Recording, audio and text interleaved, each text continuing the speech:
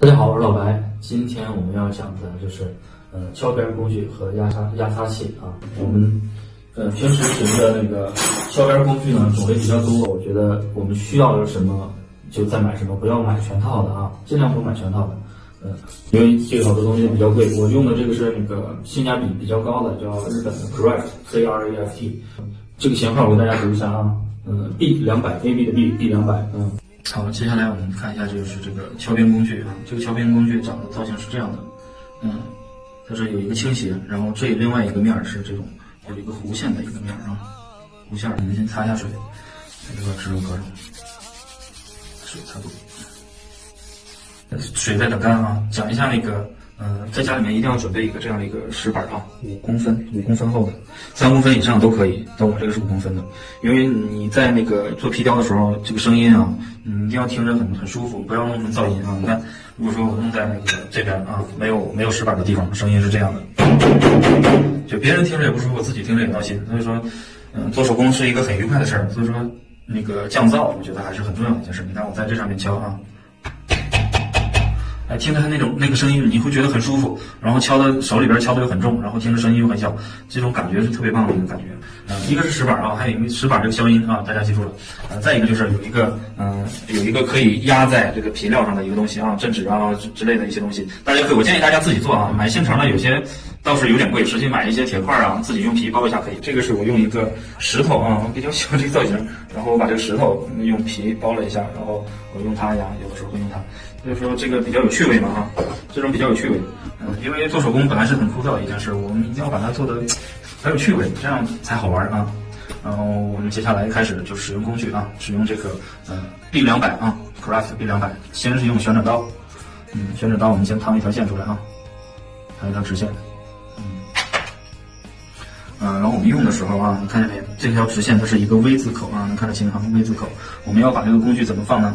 有一个特别长的一端，比较尖的地方，放到这个位置，然后放到这个位置向前敲。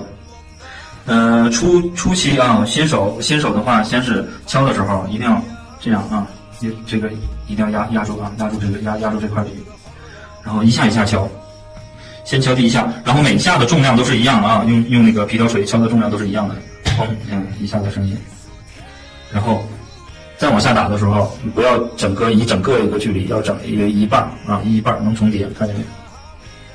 一半要重叠，有重叠的地方，然后每下都是一样，然后这样打。我们一开始学的时候不能学连击，连击是一点点练出来的，待会儿给你们演示一下什么叫连击啊。然后敲出来是这样的，就是有点这种不均匀啊，有波浪的感觉。但有些作品也需要这样的表现方式啊，但是我们多数生活当中用的一些东西啊，就要求比较精致嘛。这种就是觉得会粗糙啊，粗糙有办法解决。怎么解决呢啊？我们在这个它们的中间啊，就是鼓起来的一些地方，再敲下去，这里，鼓起来的地方我们再一都敲下去，一下，敲下去，都给它敲下去。我们一定要一步一个脚印的练习啊，就像这样练习，一下一下，一点点加快。然后现在好点了，但是还不够啊。这个时候，就适合练习那个连击的感觉啊，找连击的感觉。你看，每打一下它会缩一步，然后这样的话，你就好练这个连击。但是前提你得一下一下打好之后，再练这个连击。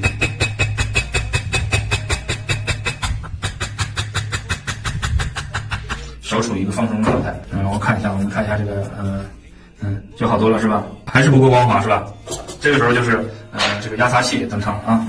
压擦器我给大家讲压擦器，它是这样的一个造型啊，我这是用了好久了，就比较圆润，这一面就有点像那个弧形啊，这样看它也是一个弧形，然后它就感觉给人它那个流线度会特别舒服。然后这面就比较直，实际这面我很少用，我是几乎都在用这一面。然后压擦器种类挺多的啊，这是最常规的、常用的，我用的比较多。然后使用方法啊，给大家讲一下。刚才你看吧，这还有褶皱的是吧？使用方法就是这样。先是整个垂直于这一块啊，垂直这里，然后然后先试探着走，然后不要发太大力啊，这样走感觉顺不顺？不顺的话，我们多蹭几遍，因为直流格现在吸了水了，它会有一个可塑的一个性质啊，然后一遍一遍搓，它会越来越滑润啊，滑润，然后不停的，然后一点点的，然后把角度向这边掰啊，角度向这边掰，这边掰呢就可以掰成什么样一个造型给大家看看，你看我这样搓，这样搓。